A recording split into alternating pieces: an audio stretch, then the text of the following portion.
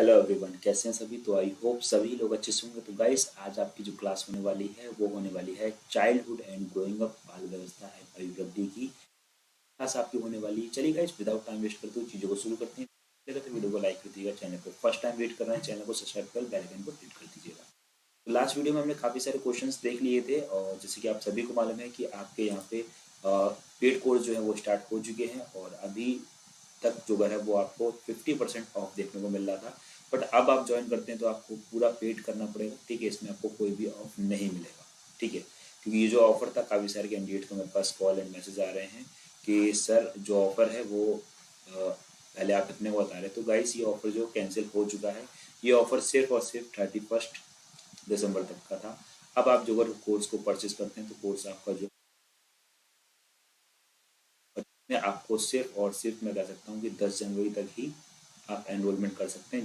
10 जनवरी के बाद में आप एनरोलमेंट नहीं कर पाएंगे।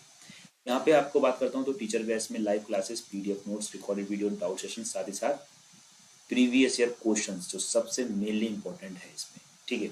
चलिए फिर चीज़ों को शुरू करते हैं। और कोई डाउट, कोई क्वेरी हो या फिर किसी तरीके का कोई डाउट हो तो आप इस नंबर पर कॉन्टेक्ट कर सकते हैं। ये हमारा ऑफिशियली 9897971587, ठीक है। तो इस पर बात कर सकते हैं कि पर्सनली कोई डाउट या कोई इशू आ रहा है तो आप इंस्टाग्राम पे। चलिए आगे बढ़ते हैं। और लास्ट वीडियो में काफ़ी सारे क्वेश्चंस देख लिए थे, आज उसके आगे क्वेश्चंस हम देखते हैं। तो लास्ट वीडियो में जो हमने बात किया था गाइस, वो बात की थी विभिन्न राजनीतिक वास्तविकताओं के द्वारा निर्मित बाल व्यवस्था के प्रत्यय के बारे में हमारी बात चल रही थी, ठीक है।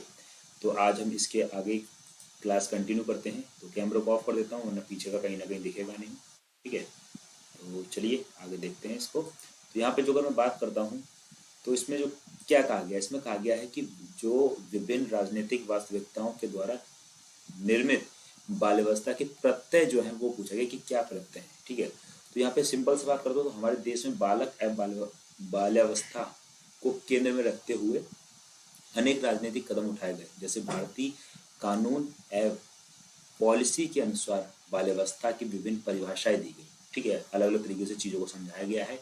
वर्तमान में विभिन्न कानून एवं पॉलिसी के अनुसार बाल्यावस्था की उम्र सीमा जो है 14 वर्ष से कम करके 18 वर्ष से कम, किसी कानून एवं पॉलिसी के अनुसार 21 वर्ष से कम तक है।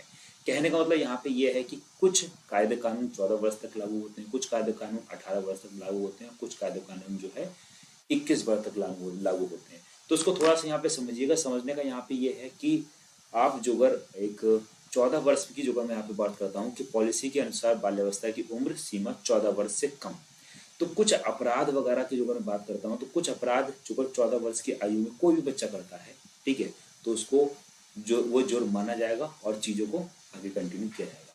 कुछ अपराध हैं जिनको 18 वर्ष तक ही माना होगा, ठीक है। और 21 वर्ष के बाद में जितने भी अपराध हैं सारे के सारे अपराध माने जाते हैं। तो इन चीज़ों को हम आगे डिटेल में पढ़ेंगे तो चीज़ें और भी आसानी से समझ में आ जाएगी, ठीक है। तो यहाँ पे जैसे बात करते हैं नेशनल पॉलिसी फॉर चिल्ड्रन 2030। अब यहाँ पे जो मैंने बात करी थी वो तीन चीज़ें वहाँ पे आ रही थी, ठीक है। तीन चीज़ें कौन कौन सी आ रही हैं? एक बात करते हैं 14 वर्ष, ठीक है। देन बात करते हैं 18 वर्ष, और देन बात करते हैं 21 वर्ष, ठीक है। तो ये तीन चीजें यानी कि तीन उम्र को यहाँ पे डिवाइड करा गया है, उसको थोड़ा समझिएगा। नेशनल पॉलिसी फॉर चिल्ड्रन 2013 या 2013 द्वारा बाल्यावस्था की जो परिभाषा दी गई उसे परिभाषा साथ समानता लाने के लिए भारत सरकार को अपने विभिन्न कानूनों में संशोधन करना होगा। कि इन्होंने यहाँ पे जो कहा है कि इन्होंने भारत सरकार ने जो कानून बनाए हैं जिसमें उसमें कुछ संशोधन करना पड़ेगा जो अगर ये इन पॉलिसीज के अकॉर्डिंग चलते हैं, ठीक है। नीचे बात करी गई नेशनल पॉलिसी फॉर चिल्ड्रन 2013 के अनुसार। अब जो नेशनल पॉलिसी आई 2013 के अनुसार, यानी कि 18 वर्ष के जो बच्चे हैं या 18 वर्ष जिनकी आयु हो चुकी है उसके बारे में बात कर रहे हैं यहाँ पे। 18 वर्ष से कम आयु का कोई भी व्यक्ति, ठीक है, या कोई भी बालक, कोई वो, ठीक है, थोड़ा सा और कर देते हैं यहाँ पे, कोई भी बालक कहलाता है। बाल्यावस्था जीवन का महत्वपूर्ण हिस्सा है, ठीक है, जिसके अपने मूल्य हैं तथा इस अवस्था में बालक के संपूर्ण तथा सामंजस्यपूर्ण विकास एवं सुरक्षा के लिए बहुक्षेत्रीय, समेकित एवं समावेशित उपागम की आवश्यकता है। तो ये जो कुछ कायदे कानून दिए यानी कि नेशनल पॉलिसी जो दे रखी है 2013, ठीक है, तो उसमें कहा गया है कि कुछ संशोधन करना पड़ेगा। क्या क्या चाहिए, तो उसके बारे में इन्होंने जो प्रत्यय है उसके बारे में यहाँ पे इन्होंने बताया है। अब यहाँ पे इस पॉइंट को समझिएगा, हमारे देश में बालक एवं बाल व्यवस्था से संबंधित कई कानून एवं संवैधानिक प्रावधान है। विभिन्न कानूनों के अंतर्गत बालक को विभिन्न आयु सीमा के अनुसार परिभाषित किया गया है, ठीक है। अब जैसे बात करेंगे the children labour provision and regulation act 1986 के अनुसार, ठीक है। अब यहाँ पे जो इन्होंने बात करी है किसकी, the children labour provision and regulation act 1986 के अनुसार कि कोई भी व्यक्ति जिसे 14 वर्ष की आयु पूरी ना की हो बालक कहलाता है, ठीक है। Provision of children marriage act 2006 के अनुसार कोई भी व्यक्ति यानी कि वह व्यक्ति, पुरुष की बात करिए, जो पुरुष की एज की बात करी जाएगी तो 21, पुरुष जिसने 21 वर्ष की आयु व महिला जिसने 18 वर्ष की आयु पूरी ना की हो वह बालक कहलाता है। यानी कि इन्होंने एक चीजों अलग अलग कानून जो है ना उसको अलग अलग दायरे में डिवाइड कर दिया गया। जैसे यहाँ पे जो बात करी गई है कि the child labour provision and regulation act 1986 के अनुसार, यानी कि बच्चों से जो अगर काम करवाया जाएगा तो 14 वर्ष से कम बच्चे से आप काम नहीं करवा सकते। दूसरा जो हमारा लॉ है, ठीक है, जिसमें बात करेगी provision act child marriage act, जिसमें जो आयु रखी गई है उसमें मेल की आयु रखी गई है 21 वर्ष और फीमेल की आयु रखी गई है 18 वर्ष, ठीक है। आगे बात करते हैं कुछ और कानून को। तो बात करी गई है यहाँ पे ये जो बात करी गई care and protection of children act 2006 and 2010 में संशोधन। अब यहाँ पे ये जो आया था care and protection child act 2000, ये 2000 में आया था। उसके बाद में 2006 में इसमें कुछ संशोधन किया गया, कुछ चेंजेस किए गए, उसके बाद फिर 2010 में भी कुछ किए गए। आगे बात करते हैं के अनुसार व्यक्ति जिसमें 18 वर्ष की आयु पूरी ना की हो वह बालक कहलाता है। श्रम कानून के अंतर्गत फैक्ट्री एक्ट 1984 के अनुसार, यानी किसी फैक्ट्री में किसी बच्चे को नहीं लगा सकते उसके बारे में बात करी गई है, के अनुसार 14 वर्ष से कम आयु का कोई भी व्यक्ति बालक कहलाता है। तो जिसमें बात करी गई है श्रम, यानी कि आप बच्चे से काम नहीं करवा सकते, तो 14 वर्ष से कम बच्चे से आप काम नहीं करवा सकते। तो जो आपका कानून है श्रम कानून के अंतर्गत, तो फैक्ट्री में 1948 में जो आपका आया था उसके अकॉर्डिंग आप उससे काम नहीं करवा सकते, यानी कि वो बालक कहलाया जाएगा उस टाइम पे। तथा इस एक्ट के अनुसार 14 वर्ष से कम आयु का कोई भी व्यक्ति किसी फैक्ट्री में काम नहीं करा सकता है, या कोई बच्चा 14 वर्ष से कम का है तो वो किसी फैक्ट्री में काम नहीं कर सकता है, ठीक है। आगे बात करते हैं। आगे बात करेगी है भारतीय पेनल कोड ने अपने फौजदारी कानून में कहा है कि किसी भी बालक के द्वारा 7 वर्ष तक की आयु तक किया गया है, तय किया गया एक तरीके से, ठीक है, का कृत अपराध नहीं है। यानी कि 7 वर्ष से कम का बच्चा कोई अपराध कर देता है तो उसको अपराध नहीं माना जाएगा, उसको ऐसे क्षमा कर दिया जाएगा, ठीक है। तो ये अलग अलग रूल्स हैं, उसी की बात करिए, आगे थोड़ा समझते हैं। अतः 7 वर्ष तक की आयु के बालकों के लिए दंड का कोई प्रावधान नहीं है। 7 से 12 वर्ष की आयु के बीच के बालकों द्वारा किए गए कृत्य या कोई भी दंड किया गया होगा तो उसका प्रावधान है। अब उसने किस तरीके का अपराध किया तो उसके अकॉर्डिंग उसको दिया जाएगा, ठीक है। यदि यह साबित किया जा सके कि बालक को इस एक्ट के परिणामों की समझ थी। भारतीय संविधान में बालकों के लिए निम्न प्रावधान है। अब यहाँ पे जो बात करेगी 7 से 12 वर्ष, इसको थोड़ा समझिएगा कि 7 वर्ष से बच्चा जो अगर कम है तो वो कोई भी कुछ भी कर दे, इनफैक्ट किसी बच्चे का मर्डर कर देता है तो उसको कोई भी कह सकते हैं कि उसको जुर्म नहीं माना जाएगा, कि इस वजह से नहीं माना जाएगा क्योंकि उसका बाल या बोल सकते हैं उसका विकास जो है मानसिक विकास नहीं हुआ था।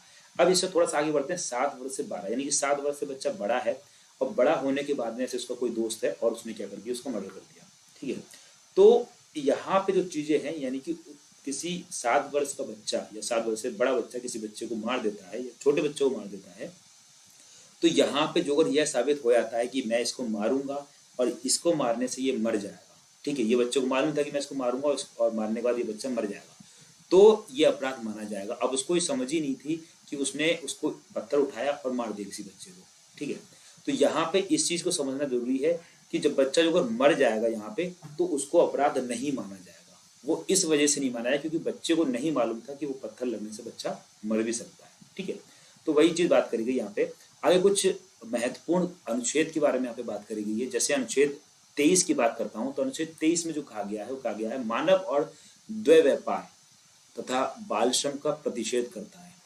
द्वैत व्यापार यानी कि मनुष्य के शरीर का एक तरीके से तस्करी होना, ठीक है, जिसमें मेल का भी होता है, साथ ही साथ फीमेल का भी होता है, जिसमें फीमेल का तो काफी बड़े लेवल पे चलता है। और साथ ही साथ इसी में बात करेगी बाल श्रम, यानी किसी बच्चे से कोई काम नहीं करवाएगा। तो हमारा अनुच्छेद 23 जो कहता है कि मानव और द्वैत व्यापार तथा बाल श्रम को प्रतिषेध, यानी कि इस पे प्रतिबंध लगा रखा है सरकार ने। अनुच्छेद 24 जो है वो हमारा क्या कहता है, किसी फैक्ट्री में बालकों के नियोजन का प्रतिषेध, यानी किसी भी फैक्ट्री में बालक जो है वो काम नहीं करेंगे। ऐसे अनुच्छेद 45 जो है जिसमें बात करी गई है प्रारंभ में भारत के संविधान में यह घोषणा की गई थी, राज्य संविधान प्रारंभ से 10 वर्ष की कालावधि के अंदर सभी बालकों को 14 वर्ष की आयु समाप्ति तक निःशुल्क एवं अनिवार्य शिक्षा की व्यवस्था करने का प्रयास करेगा। यानी कि 10 वर्ष से लेकर 14 वर्ष तक की आयु जितने भी बच्चे हैं उन सभी को निःशुल्क शिक्षा दी जाएगी। आगे बात करते हैं, तभी से राज्यों ने, जितने भी राज्य हैं हमारे भारत में, 14 वर्ष तक की आयु के बच्चों को निःशुल्क एवं अनिवार्य शिक्षा की व्यवस्था का प्रयास शुरू कर दिया।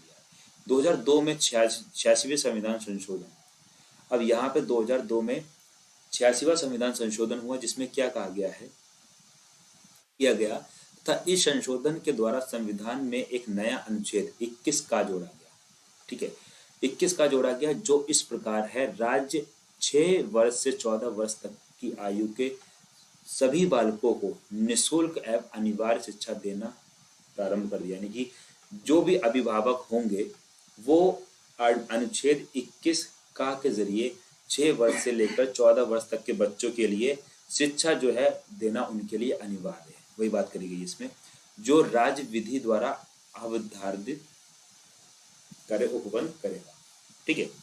इसी के साथ एक अनुच्छेद और भी आता है, अनुच्छेद 45 की घोषणा। तो अनुच्छेद 45 में क्या बात करी गई है, क्या चीज कही गई, उसको थोड़ा सा देख लेते। तो अनुच्छेद 45 में कहा गया हमसे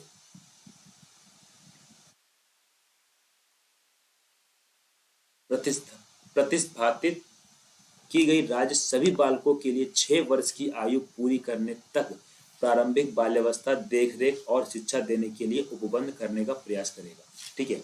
अब 86वें संविधान संशोधन में कहा गया, 86वें संविधान संशोधन में ही संविधान के भाग 4 का, अब यहाँ पे 4 का को जोड़ा गया है, ठीक है, और इसी के साथ ही साथ इसमें मूल कर्तव्य को ऐड करा गया, जिसको बात कहते हैं 51, ठीक है, 51 टा जोड़ा गया। माता पिता या संरक्षक 6 से 14 वर्ष की आयु वाले अपने बालकों के लिए शिक्षा के अवसर प्रदान करेंगे। तो यहाँ पे जो कहने का मतलब ये है कि 86वें संविधान संशोधन के तहत ही भाग 4 का जोड़ा गया, साथ ही साथ मूल कर्तव्य में 51 टा जोड़ा गया, जिसमें ये कंपलसरी कर दिया गया कि माता पिता या संरक्षक, यानी कि जो भी बच्चे की देख रेख कर रहे हैं, वो 6 वर्ष से लेकर 14 वर्ष तक के सभी बच्चों को शिक्षा देंगे, ठीक है।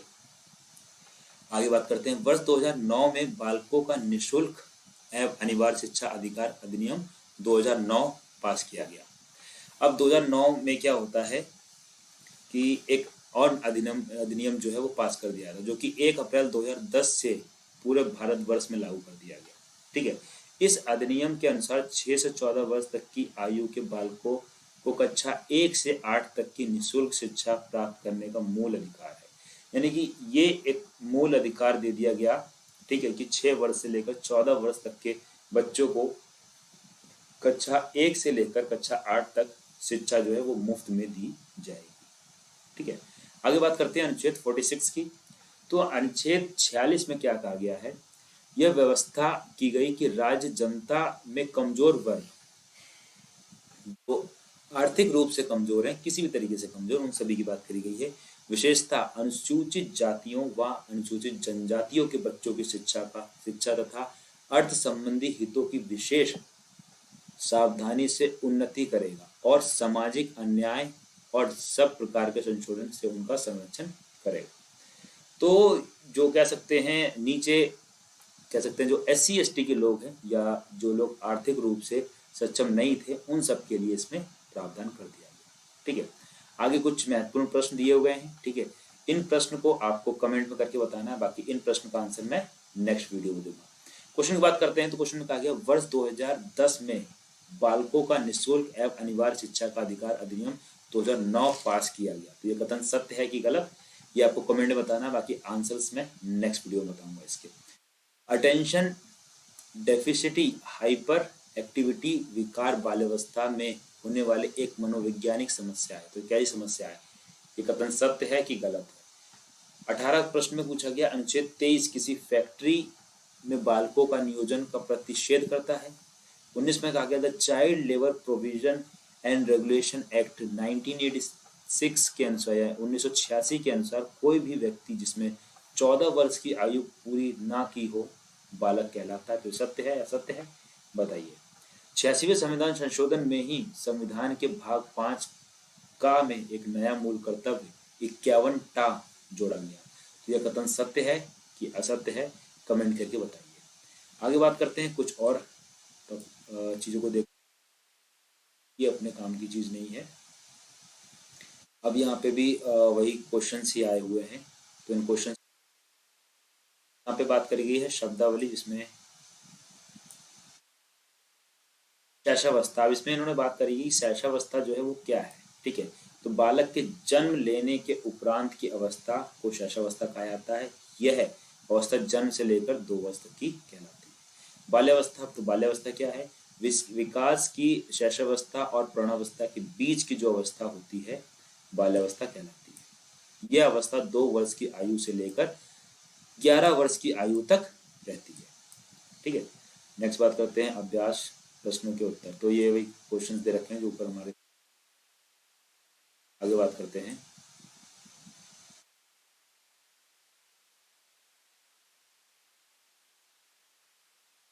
यहाँ पे जो अब ये सारे क्वेश्चंस हैं, अब यहाँ पे क्वेश्चंस को पढ़िए कि किस तरीके से आपके एग्जाम में क्वेश्चन पूछे जाते हैं।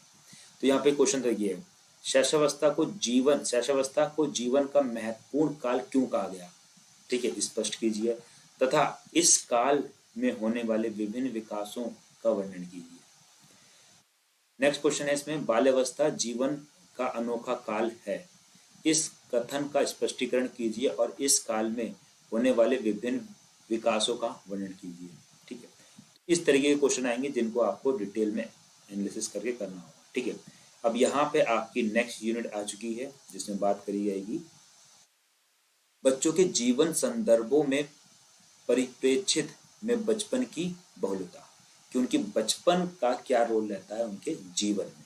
ठीक है, तो ये वही सारी चीजें हैं। तो प्रस्तावना, इसका कोई रोल नहीं है, मेन पॉइंट है उसके मैं आपको यहाँ पे बात करने वाला हूँ।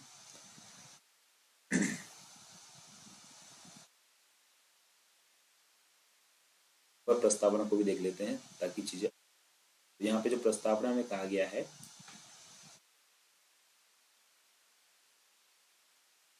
यहाँ कहा गया है भारतीय समाज का, ठीक है, भारतीय समाज का ताना बाना विविधता युक्त है।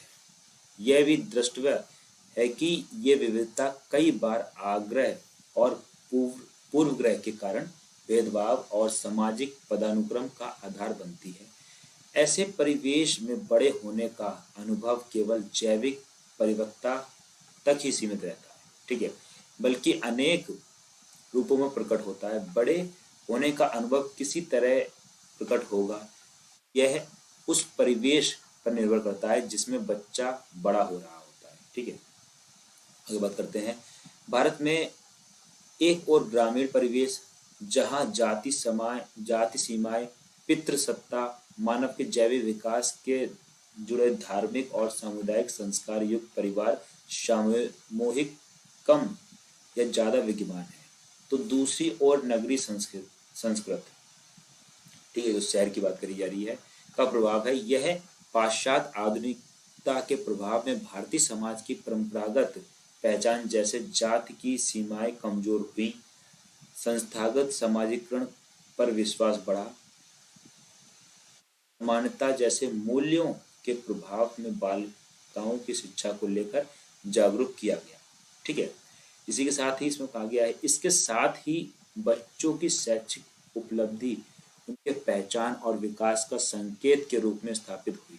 तकनीकी की और प्रौद्योगिकी का भी व्यापक प्रभाव है। यह गेडिक कम्युनिटी और माल कल्चर का प्रभाव देखा जाना, यानी कि जो फॉरेन ट्रेडिशन जो आ रहा है हमारे देश में उसके बारे में बात करी गई है। ठीक है, आगे देखते हैं। आगे बात करी गई है विकास की भौतिक उपलब्धियों के आर्थिक संकेतकों के अतिरिक्त आदिवासियों, मूल निवासियों के भी समुदाय हैं जो अपनी संस्कृतिगत विश्वासों और परंपराओं के अनुसार बच्चों का लालन पालन और समाजीकरण करते हैं। उनकी अपेक्षा और विकासात्मक संदर्भ बचपन की लोकप्रिय छवियों से भिन्न होते हैं। विद्यालय के अभाव, विद्यालय की लागत आदि सीमाओं को शिक्षा के अधिकार कानून के बाद विजित कर लिया गया है। लेकिन परिवार की गरीब और इस गरीबी को दूर करने के आय अर्जक की भूमिका को निभाते ऐसा पक्ष है जिसे अभी भी दूर नहीं किया गया। यानी कहने का मतलब इतना सा है यहाँ पे कि जो गरीब परिवार के लोग यानी कि जो गरीब लोग हैं उनका जो पक्ष है या कह सकते हैं गरीबी जो है वो आज तक दूर नहीं हुई है और इसमें काफी सारा भेदभाव देखा गया है। ठीक है, इसका प्रभाव नगरीय और ग्रामीण दोनों क्षेत्रों में पड़ता है, यानी कि चाहे शहर में गरीब लोग हों चाहे गांव वगैरह में या ग्रामीण क्षेत्र में गरीब लोग हों, बाल्यावस्था पर गरीब का प्रभाव अवलोकित किया जा सकता है। यानी कि इस पर प्रभाव जो काफी गहरा पड़ रहा है। बाल्यावस्था की एक लोकप्रिय छवि अबोध बच्चा, ठीक है, अभिभावकों द्वारा पोषित, विद्यालय की उपस्थिति, चंचल, भोला, सुकुमार, सक्रिय, उत्साही आदि के साथ एक हाशिद का बचपन है। कहने मतलब ये है कि जो बच्चा गरीब परिवार में होता है, ठीक है, उसका उतना बढ़िया लालन पालन नहीं हो पाता और जो बच्चा ठीक ठाक फैमिली में होता है तो उसका बढ़िया लालन पालन हो जाता है। ठीक है, वही बात करी गई है यहाँ पे। वे बच्चे जिसके पास आवास, भोजन, ठीक है, वस्त्र की आधारभूत सुविधाओं को उपलब्ध कराने के लिए कोई पाल्य नहीं है। गांव में देखा होगा या फिर जो गरीब लोग हैं उनके पास खाने का भी नहीं है, पहनने का भी नहीं, रहने का भी ठिकाना नहीं, तो वही चीज बात करी गई है यहाँ पे। नेक्स्ट पॉइंट में कहा गया है वे बच्चे जो ऐसे पाल्य या व्यक्ति के साथ रहते हैं जो मजबूर जिनसे उनके साथ रहने के लिए विवश किया गया और उनके साथ रहने के कारण बच्चों का मानसिक, शारीरिक और यौनिक शोषण संभव अधिक है।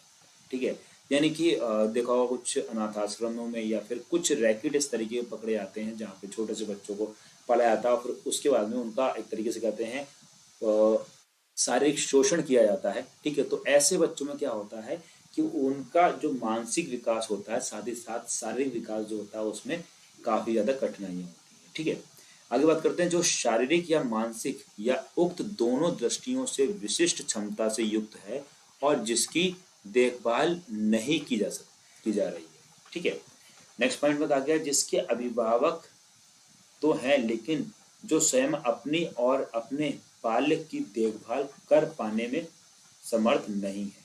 यानी कि अब कुछ फैमिली ऐसी होती है जिनमें माँ भी है, पिता भी हैं, उसके बावजूद ही वो अपने बच्चों को उतना बढ़िया नहीं देख, कुछ ना कुछ आर्थिक इशू रहते हैं। ठीक है, अब यहाँ पे बात करिए जो अनाथ हैं या जो परिवार से बिछड़ गए हैं या जो परिवार को छोड़कर चले आए हैं और जिनके अभिभावकों का पता ही नहीं चल पाया, इस तरीके का भी रहते हैं। जो मानव तस्करी, देह व्यापार और मादक पदार्थों के सेवन जैसे वसनों में लिप्त है। ठीक है, आगे बात करते हैं जो सशस्त्र संघर्ष, प्राकृतिक आपदा से प्रभाव में है। बच्चों की विविधता के उक्त संदर्भ में उक्त संदर्भ को शिक्षकों द्वारा संज्ञान में लिया जाना चाहिए। इन बच्चों के लिए आसमान बच्चों की विशेषता और की औपचारिक शिक्षण के द्वारा संबोधन किया जाना चाहिए। यानी कुछ बच्चे ऐसे होते हैं, ठीक है, जो बाकियों के यानी कि बाकी बच्चों से थोड़ा सा भिन्न होते हैं, यानी कि थोड़ा सा एक तरीके से मंद बुद्धि कह सकते हैं या फिर कुछ उनमें थोड़ा सा डिफेक्ट होता है, तो उन बच्चों की हमें बात। ठीक है, उद्देश्य के तौर पे देखें तो उद्देश्य में क्या हमारा यहाँ पे आ जाएगा।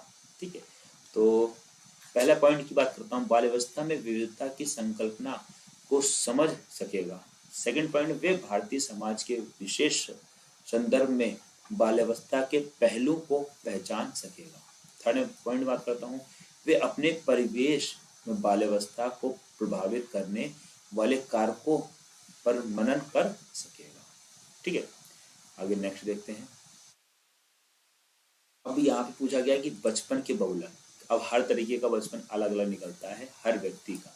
ठीक है, तो बात करेगी बचपन के बहुलक। तो बचपन के बहुलक किस तरीके से होता है? बचपन में बहुलता अपेक्षाकृत एक नया सैद्धांतिक परिप्रेक्ष्य है जो परिवार अध्ययन, बाल्यावस्था अध्ययन, मनोविज्ञान या नृशास्त्र जैसे अन्य सामाजिक विज्ञानों के अध्ययन उपागमों में बदलाव को भी दर्शाता है।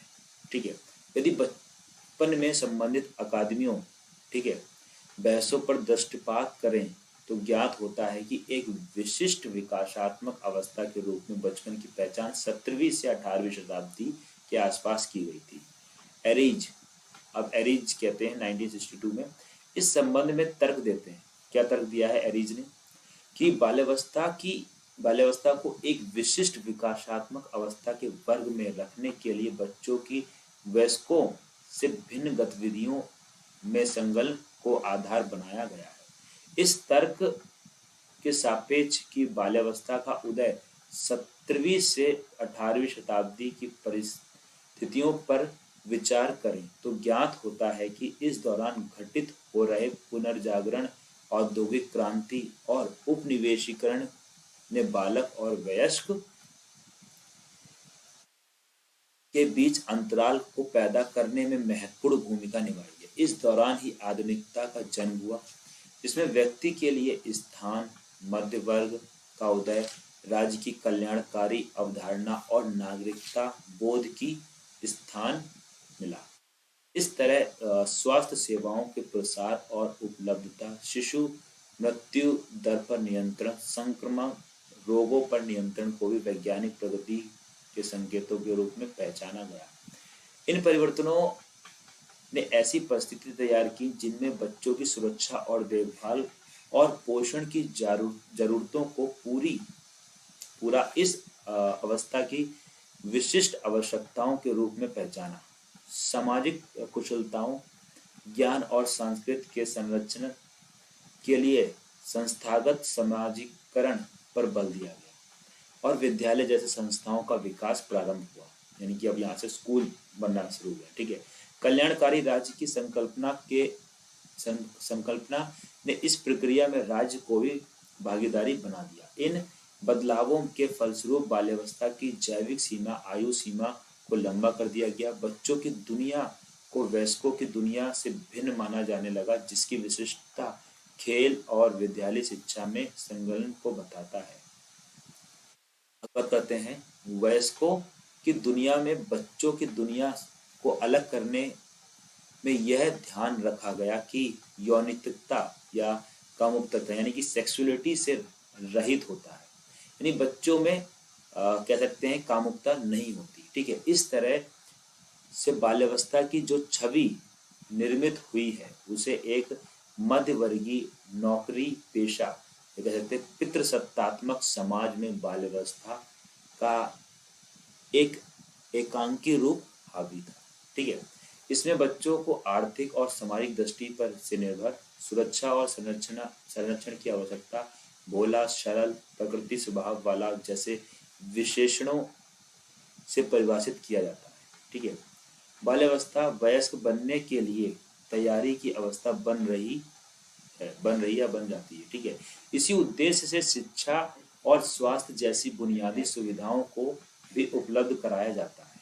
ठीक है, नेक्स्ट पॉइंट में कहा गया हमसे क्या, वर्तमान में इस स्वरूप की सार्वभौमिकता को नकारा जा रहा है। आज के टाइम पे इस चीज को कहीं ना कहीं निगेटिव मतलब हटाया जा रहा है, इस चीज को नहीं देखा है। बाल्यावस्था की विशेषताओं के उक्त साधारणकृत लक्षणों के बदलाव बाल्यावस्था में बहुलता को पहचाना गया। इस संदर्भ में बाल्यावस्था के निम्नलिखित पहलुओं पर बल दिया गया। कौन कौन से पहलुओं पर बल दिया गया है? तो बाल्यावस्था की कोई सार्वभौमिक संकल्पना या परिभाषा नहीं है, इसकी कोई एक एग्जैक्ट डेफिनेशन नहीं है। अलग अलग राइटर्स आए, अलग अलग लोगों ने और अलग अलग टाइम पे अलग अलग परिभाषाएं आई। इस जैविक विकास की अवस्थाओं के वर्गों में रखना एक सीमित अर्थ प्रदान करता है। वस्तुतः यह सामाजिक और सांस्कृतिक निर्मित है। ठीक है, तो ये सामाजिक भी है, साथ ही साथ सांस्कृतिक भी है। आगे बात करते हैं, आगे बात करी गई है क्या?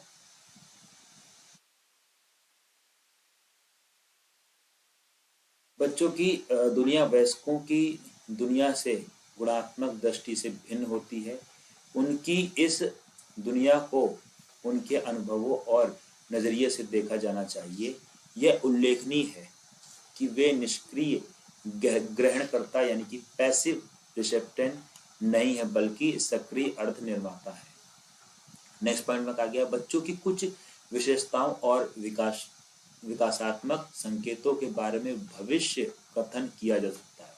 कुछ चीजें देख के बताए थे कि अच्छा ये बच्चा पढ़ने में तेज होगा, ये बच्चा खेलने में तेज होगा, वही चीज वही उसी चीज की बात करेगी। लेकिन बच्चों का विकास उनके सामाजिक सांस्कृतिक संदर्भ में स्थापित होता है। इस संदर्भ की मान्यता विश्वासों, रीति रिवाजों और कर्मकांड के आधार पर बाल्यावस्था की विशेषताओं का पहचान की जा सकती है। ठीक है, नेक्स्ट पॉइंट में कहा गया बच्चों की सामाजिक स्थिति के संदर्भ में उनके जेंडर की भूमिका को अवश्य संज्ञान में लेना चाहिए, यानी कि वो बच्चा मेल है फीमेल है उसके बारे में बात करी गई है। प्राय यह पाया गया है कि बाल्यावस्था की लोकप्रिय छवि में एक लड़का के विकासात्मक संदर्भ को ही संज्ञान में लिया जाता है, यानी कि मेल को ज्यादा प्रायोरिटी दी जाती है। नेक्स्ट पॉइंट में कहा गया बच्चों के विकास की चर्चा में बच्चों के अधिकार को भी सम्मिलित किया जाना चाहिए। बाल्यावस्था में स्वास्थ्य और शिक्षा के अधिकारों और सुविधाओं का विशेष ध्यान रखना या रखा जाना चाहिए। नेक्स्ट पॉइंट में हमसे क्या कहा गया है? नेक्स्ट पॉइंट में हमसे कहा गया है सामान्य बाल्यावस्था में संरक्षण और देखभाल की समुचित प्रबंध होता है।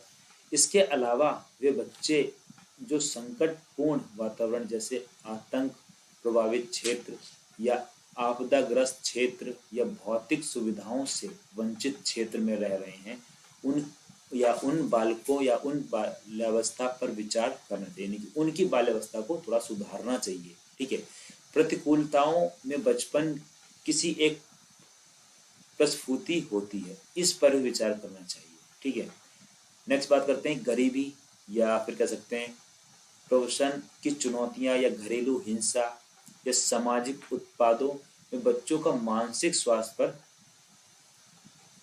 कहते हैं गहरा प्रभाव पड़ता है। यानी कि बच्चे ने बहुत ज्यादा गरीबी देखी हो, ठीक है, या उसने अपनी लाइफ में या अपने बचपन में बहुत चुनौतियां देखी हुई, ठीक है, या घरेलू हिंसा यानी कि माँ बाप आपस में लड़ते हों, ठीक है, या समाज में जिस समाज में वो रह रहा है उस समाज के लोग आपस में बहुत ज्यादा लड़ते हो, यानी ये सारी चीज देखी हो, तो इन सारी चीजों को जब बच्चा देखता है तो कहीं ना कहीं उसका मानसिक स्वास्थ्य पर असर पड़ता है।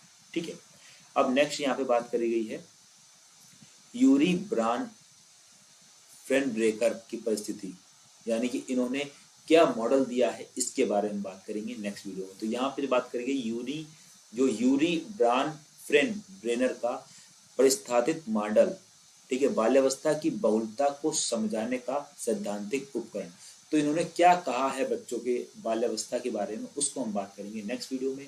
और इसी के साथ गाइस वीडियो अच्छी लगी तो वीडियो को लाइक कर दीजिएगा। बाकी चैनल पे वो फर्स्ट टाइम विजिट कर रहे हैं, चैनल को सब्सक्राइब करके बेल आइकन को प्रेस। इसी के साथ ही साथ गाइस कोई डाउट या कोई क्वेरी बचती है तो आप कमेंट करके पूछ सकते हैं। ठीक है, देन गाइस मिलते हैं फिर नेक्स्ट वीडियो में, तब तक के लिए thanks for watching, have a nice day. जय हिंद, जय Bharat, love it my dear friends, thank you so much.